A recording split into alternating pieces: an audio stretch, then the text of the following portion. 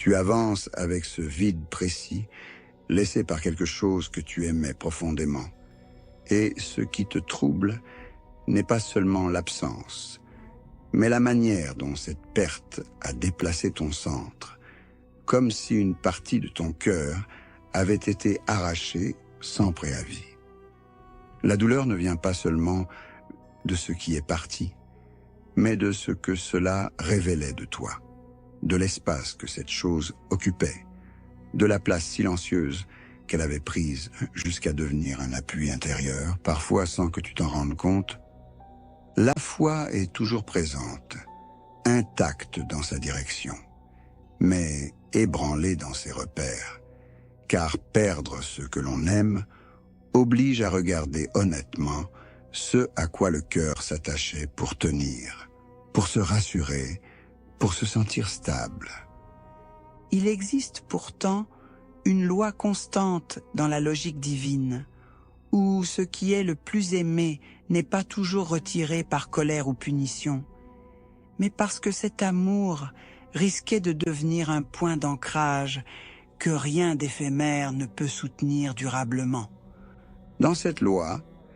la perte n'est pas un effondrement aveugle, elle agit comme une redirection,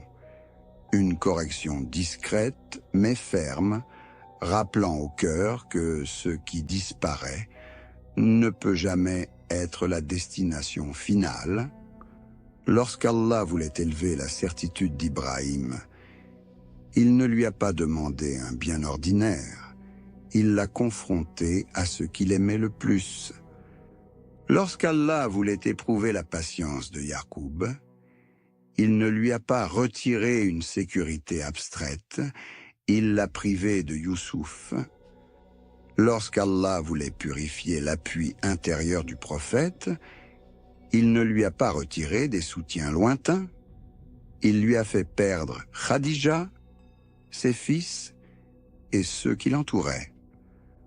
Lorsqu'Allah voulait enseigner le détachement sincère à Abu Talha, il ne lui a pas pris un bien secondaire, il l'a amené à offrir ce qu'il chérissait le plus. Lorsqu'Allah voulait affiner la reliance d'Ayoub, il ne lui a pas laissé un confort minimal, il a tout retiré sauf le rappel.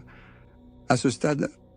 la perte cesse d'être une injustice isolée, elle devient un langage répété, cohérent,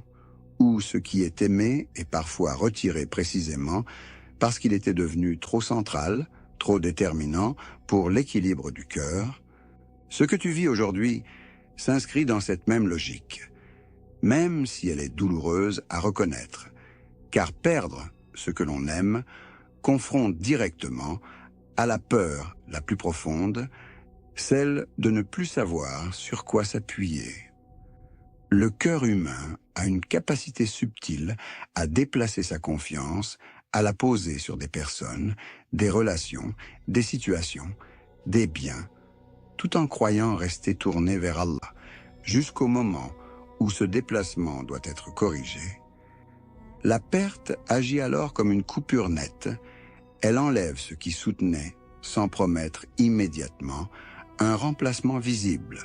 laissant le cœur face à un vide qui ne peut être comblé que par un recentrage intérieur.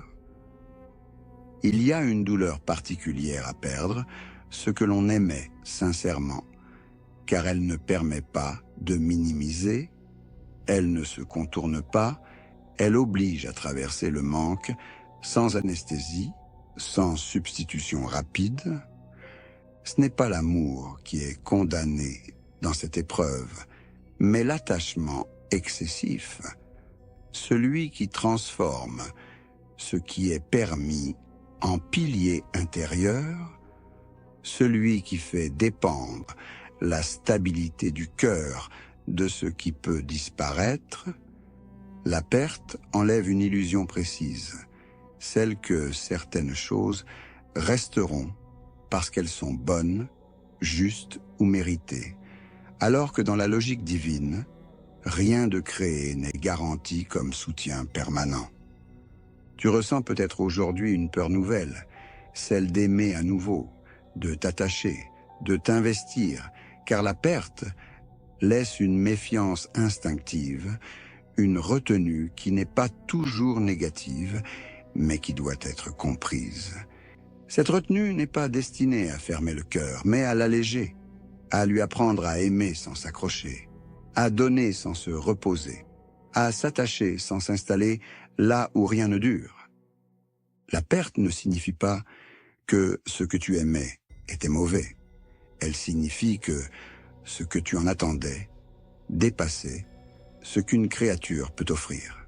même avec la meilleure intention. Il y a une solitude après la perte, un temps où le cœur cherche ses repères, où il découvre à quel point certaines présences étaient devenues structurelles,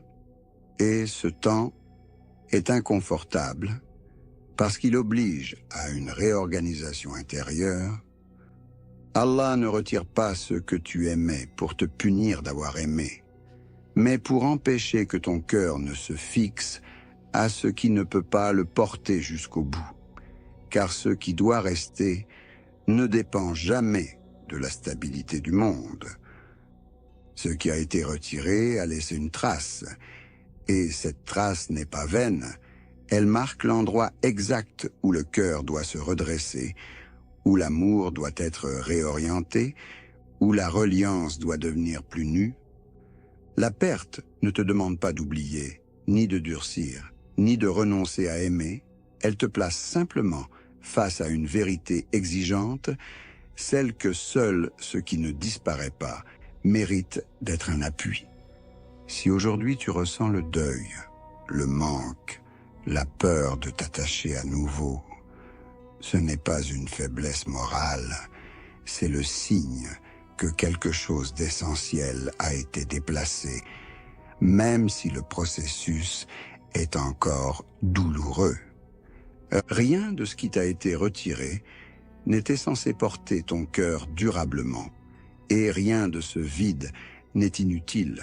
car la perte, aussi lourde soit-elle, travaille silencieusement à rendre le cœur moins dépendant, plus lucide et plus libre de s'ancrer là où rien ne s'effondre,